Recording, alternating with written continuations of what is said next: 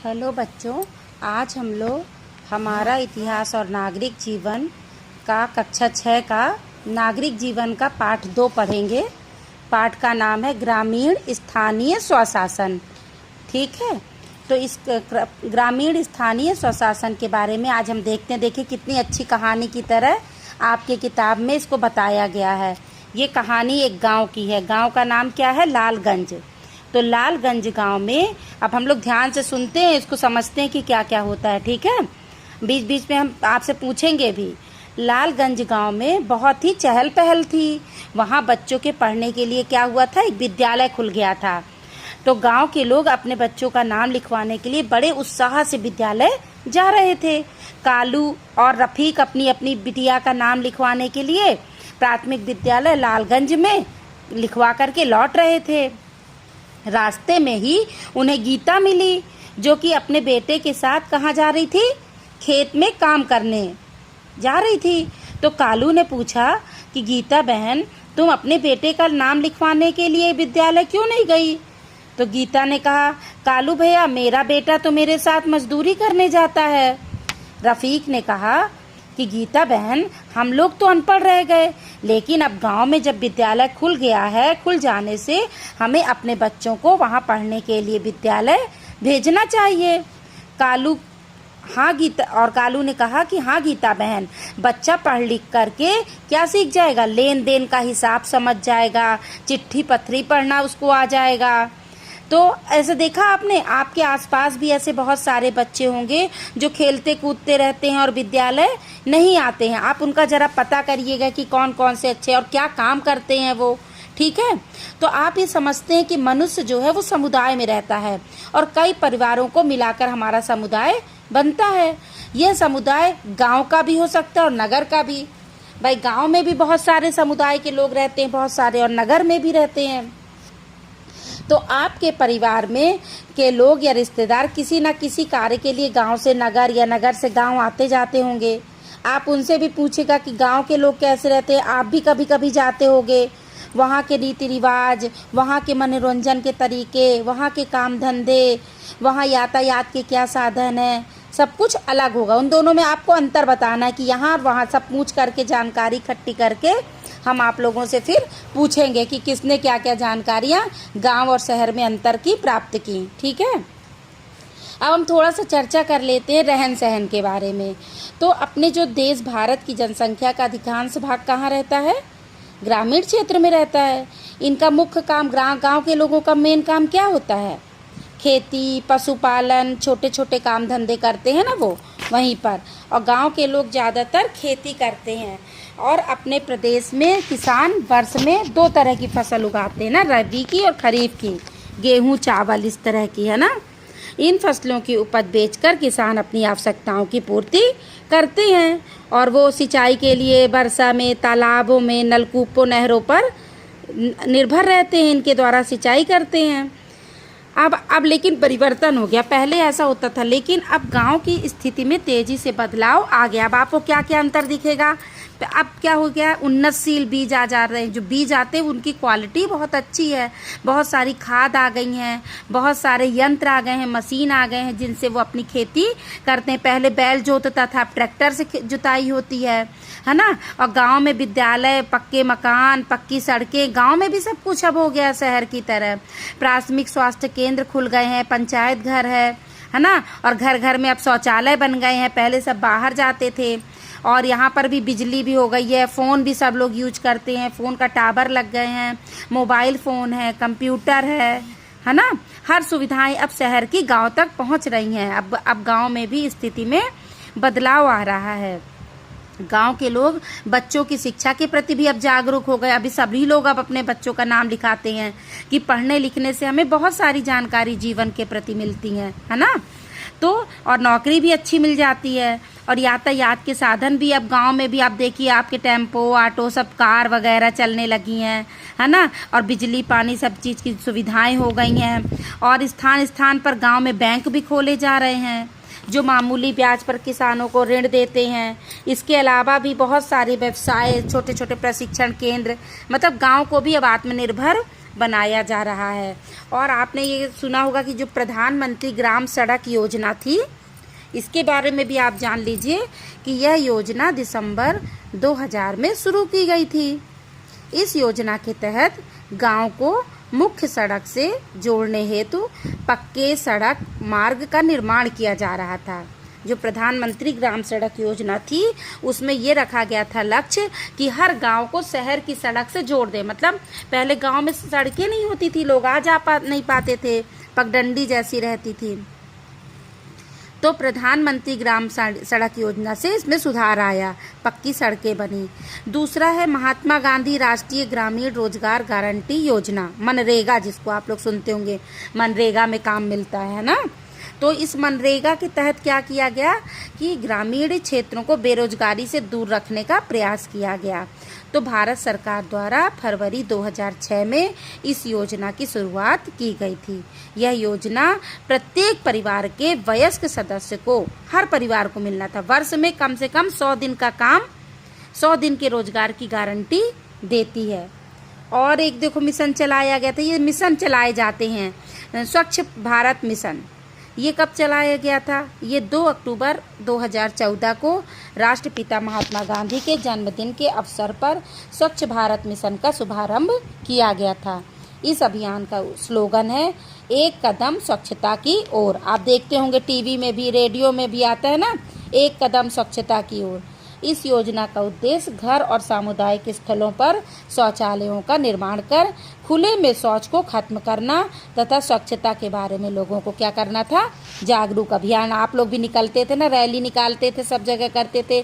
हमें गांव-गांव में अपने साफ सफाई सबसे ज़रूरी चीज़ है, क्योंकि तभी हम स्वस्थ रहेंगे, और स्वस्थ रहेंगे तभी हमारा काम कर सकते हैं, अपना विकास कर सकते हैं। और बीमार हो गए तो क्या हुआ? कुछ नहीं। इसलिए सफाई का हमारे जीवन में बहुत महत्व है। दूसरा आता है कि स्थानीय स्वशासन क्या है, लोकल सेल्फ गवर्नमेंट। एक हमारे लोकल गवर्नमेंट है, लोकल स्तर पर काम। हम हर बात के लिए सरकार तक तो नहीं पहुंच सकते, इसलिए स्थानीय स्वशासन की व्यवस्था की गई है। गांव में जो सार्वजनिक सुविधाओं का प्रबंध करने के लिए ग्रामीण स्वशासन होता है। स्वशासन का अर्थ होता है अपना शासन। गांव में इतना परिवर्तन होने के बाद भी ऐसी समस्याएं हैं जिन्हें दूर करने के लिए गांव के सभी लोग मिलजुल करके काम करते हैं। इसकी ज़रूरत भी है। गांव में कुआं, तालाब, सड़कें, नाली, विद्यालय आदि सुविधाएं सभी के काम आती हैं। जो हैंडपंप लगे रहते हैं, ये सब, इन्हीं सुविधाओं का सार्वजनिक सुविधाएं कहते हैं। ऐसी चीज़ें जो सबको यूज कर सकता है ना। इन सार्वजनिक सुविधाओं को उपलब्ध कराने व अन्य समस्याओं का निराकरण करने के लिए क्या बनाई गई है हमारे देश में? पंचायत व्यवस्था। मतलब कि छोटे स्तर से हम छोटी छोटी समस्याएं अपने ही गांव में, अपने ही आसपास से सुलझा लें। तो जो हमारी पंचायत व्यवस्था है उसको 3 भागों में बांटा गया है। देखिए, आपको चित्र से भी दिखाई देगा। सबसे नीचे है ग्राम पंचायत। हर गांव से, सबसे गांव से शुरू होती है। हमारा जो देश है गांव से जा कर के पूरे महाद्वीप तक बनता है। तो ग्राम पंचायत है जो सबसे नीचा स्तर है। फिर उसके ऊपर आता है क्षेत्र पंचायत, फिर उसके ऊपर आता है जिला पंचायत। तो सबसे निचली इकाई क्या है? ग्राम पंचायत। तो आज हम इसी के बारे में बात करते हैं कि ग्राम पंचायत होती क्या है। ठीक है। तो जहाँ पर कम से कम 1000 की आबादी पर एक ग्राम पंचायत होती है। अगर 1000 लोग रह रहे हैं एक गांव में तो वहाँ एक ग्राम पंचायत होगी। मान लीजिए जिन गांव की आबादी 1000 से कम है, वहाँ क्या होता है, वहाँ पास के अन्य छोटे छोटे गांव को मिलाकर ग्राम पंचायत बनाई जाती है। अर्थात एक ग्राम पंचायत में अन्य मिले हुए सभी गांव के लिए, एक ग्राम पंचायत अन्य मिले हुए गांव के लिए भी काम करती है। मतलब ग्राम पंचायत के लिए 1000 की आबादी होना जरूरी है। ठीक है। अब ये देखिए, आपकी किताब में दिखाया ग्राम लालगंज का नक्शा। इसी तरह आपको अपने एक गांव का नक्शा बनाना है। ये पैमाना बना हुआ है, इसमें बताया डाकघर कैसे दिखाना है, सड़क कैसे दिखाना है, तालाब कैसे दिखाना है, ये सब दिखाया गया। हैंडपंप कैसे दिखाना है। फिर देखिए, सड़क उसने दिखाई है, मजरे दिखाए हैं, कौन कौन सी कहाँ पर बस्ती है, कहाँ तालाब है, कहाँ मंदिर है, कहाँ पर क्या है। तो इस तरह से आपको भी अपनी अपनी कॉपी में बना करके लाना है और हमको दिखाना है अपने अपने गांव का नक्शा। ठीक है। घरों को कैसे दिखाएंगे, जैसे कि लालगंज का है। यह लालगंज का मानचित्र है, जहां 8 बस्तियां हैं, गांव में सभी सुविधाएं हैं, स्वास्थ्य केंद्र दिखाया गया है, प्राथमिक विद्यालय दिखाया गया है कहाँ पर है। तो इसी तरह आपको बनाना है। अब ये लेकिन एक प्रॉब्लम आती है, क्या होता है, हम लोगों को अपने घर की जैसे सफाई की जिम्मेदारी किसकी होती है? हमारी अपनी है। मान लो हम अपने घर में एक जगह कूड़ा फेंकते जाए सामने या घर में इकट्ठा करें तो कौन करेगा? हमको करना। इसी तरह गांव भी तो हमारा है, तो गांव की सफाई की जिम्मेदारी किसकी है? हम ही लोगों की है।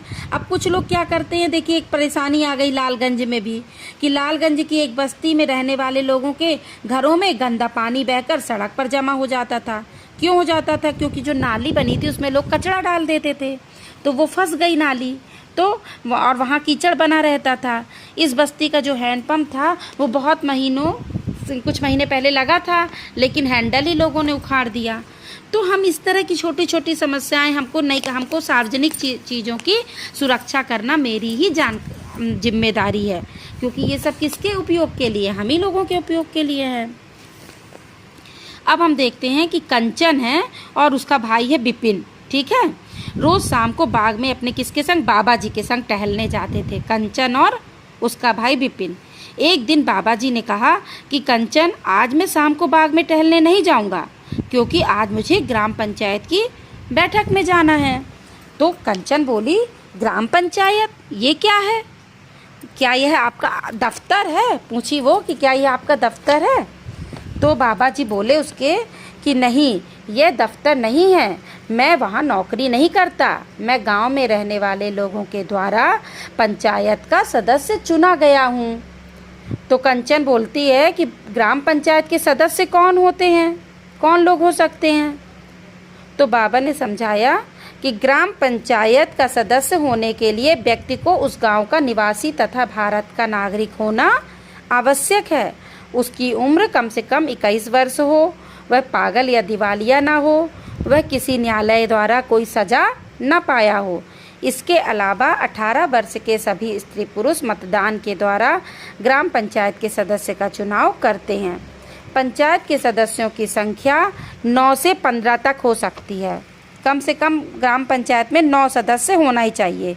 यह संख्या उस ग्राम सभा की कुल जनसंख्या के आधार पर होती है। देखिए जैसे यहाँ पे आपको दिखाया गया कि 1000 अगर सदस्य हैं गांव की अगर जनसंख्या, तो 9 सदस्य होंगे ग्राम पंचायत में। अगर 2000 है तो 11 सदस्य होंगे। अगर 3000 गांव की जनसंख्या है तो 13 सदस्य होंगे। अगर 3000 से अधिक है तो 15 सदस्य होंगे। तो अब क्या महत्व है हमारे ग्राम पंचायत का? ये क्या काम करती हैं हमारे लिए ग्राम पंचायतें? तो ये सदस्य जो हैं ग्राम पंचायत के अंतर्गत आने वाले गांव में 5 वर्ष के लिए चुने जाते हैं। कानून के अनुसार ग्राम पंचायत में एक महिला और अनुसूचित जाति के सदस्य होना भी जरूरी है। उस ग्राम पंचायत में एक महिला और एक अनुसूचित जाति का सदस्य होगा। अब वो पूछ रहा है कि ग्राम प्रधान क्या होते हैं? तो बाबा जी ने बताया, विपिन को समझाया कि जैसे तुम्हारी कक्षा का मॉनिटर कक्षा के बच्चों द्वारा चुना जाता है ना, आप क्लास में मॉनिटर कैसे चुनते हैं? आप ही लोग डिसाइड करते हैं ना कि किसको मॉनिटर बनाएं। वैसे ही ग्राम प्रधान का चुनाव मतदान के द्वारा उस गांव के निवासी लोग करते हैं। ग्राम पंचायत समिति के सदस्यों में से एक सदस्य को ही बहुमत से उप प्रधान भी चुन लिया जाता है, कि मान लीजिए ग्राम प्रधान अनुपस्थित है तो उसकी जगह पर कार्य कौन करेगा? उप प्रधान करेगा। ग्राम प्रधान, उप प्रधान तथा पंचायत समिति के सदस्य गांव की जनता द्वारा चुने जाते हैं। किसके द्वारा चुने जाते हैं? गांव की जनता द्वारा। गांव की जनता की सुख सुविधा के लिए कार्य करते हैं। इन्हें जनता का प्रतिनिधि भी कहा जाता है। यदि कोई सदस्य ठीक से काम नहीं करता तो पंचायत समिति उसे हटा भी सकती है। इसलिए अपना काम 5 साल के लिए चुनाव होता है ना, अच्छे से काम करना पड़ता है। अच्छा, अब हम कुछ चीज़ें आपको प्रश्न दे रहे हैं, आपको करके हमको बताना है कि आपके गांव का प्रधान कौन है, उन्हें प्रधान कब चुना गया था, और वो जब प्रधान का उम्मीदवार थे तो उनके संग और कितने लोग खड़े हुए थे। आप भी तो देख रहे थे ना चुनाव के समय, आपके घर में किसने किसने वोट दिया, ग्राम प्रधान में गांव में क्या क्या काम कराए, ये भी बताइए कि उसके पहले वाले ग्राम प्रधान ने क्या कराया था और अभी के प्रधान ने क्या कराया। तो इस तरह से जो ग्राम पंचायत होती है उसमें 2 तरह के सदस्य निर्वाचित होते हैं। एक जनता द्वारा निर्वाचित प्रतिनिधि होते हैं और एक सरकार द्वारा नियुक्त होते हैं। तो जो जनता जिनको चुनती है वो कौन कौन होता है? ग्राम प्रधान, ग्राम पंचायत के सदस्य। और जिनको सरकार नियुक्त करती है वो ग्राम पंचायत अधिकारी यानी सेक्रेटरी उसको कहते हैं, ग्राम विकास अधिकारी यानी वीडीओ उनको कहते हैं, लेखपाल और बेसिक स्वास्थ्य कार्यकर्त्री। तो ग्राम पंचायत अधिकारी ग्राम पंचायत का क्या होता है? सचिव होता है, उसे सेक्रेटरी भी कहा जाता है। वह जनता द्वारा चुना नहीं जाता बल्कि सरकार द्वारा नियुक्त होता है। पंचायत जो है पंचायत सचिव जो होता है वो ग्राम पंचायत समिति की हिसाब किताब सब रखता है, सब ब्यौरा रखता है कि क्या क्या काम हुआ, किस में कितना खर्चा हुआ। ठीक है, तो अब विपिन पूछता है कि पैसा कहाँ से प्राप्त होता है? ग्राम पंचायत को पैसा कहाँ से मिलता है ये सब काम करने के लिए, आप बता सकते हैं? तो उसके बाबा समझाते हैं कि विपिन बेटा, सरकार द्वारा बहुत अनुदान दिया जाता है। अनुदान मतलब दान, पैसा देना है ना, अनुदान दिया जाता है। सरकार द्वारा दी जाने वाली आर्थिक सहायता को कहते हैं अनुदान, पैसा जो दिया जाता है। इसके अलावा हाट है, दुकान है, मकान है, ज़मीन पर टैक्स भी लगाया जाता है। कुछ सार्वजनिक भूमि पट्टे पर दे दी जाती है कि लोग काम करोगे इससे फिर हमको जो फ़ायदा होगा लिया जाएगा। कुछ चंदा के द्वारा इस तरह धन का उपयोग किया जाता है, इकट्ठा किया जाता है। आप तो विपिन बोलता है कि आपने यह नहीं बताया कि ग्राम पंचायत काम क्या करती है। आपको मालूम है क्या ग्राम पंचायत क्या क्या कार्य करती है? तो पंचायत की जिम्मेदारी गांव की दशा सुधारने की होती है। ग्राम पंचायत यह देखती है कि गांव की जनता प्राथमिक स्वास्थ्य केंद्र के द्वारा स्वास्थ्य की सुविधाएं ले रही है कि नहीं। वह बच्चों की शिक्षा के लिए विद्यालय खुला है उसकी निगरानी करती है। गांव की गलियों, साफ सफाई, सड़क, नाली बनवाना, बिजली, पानी आदि की भी व्यवस्था करती है। गांव की सार्वजनिक संपत्ति का रख रखाव, इनके खरीदने नीलामी का कार्य भी ग्राम पंचायत करती है। और पंचायत अपनी आमदनी बैठक भी होती है। वर्ष में 2 बार ग्राम पंचायत की बैठक होती है। बैठक में ग्राम पंचायत यह देखती है कि पंचायत समिति अपने कार्य ठीक से कर रही है कि नहीं। अब ये चैप्टर आपका समाप्त होता है। आप बहुविकल्पीय प्रश्न का क्विज ज़रूर दीजिएगा। धन्यवाद।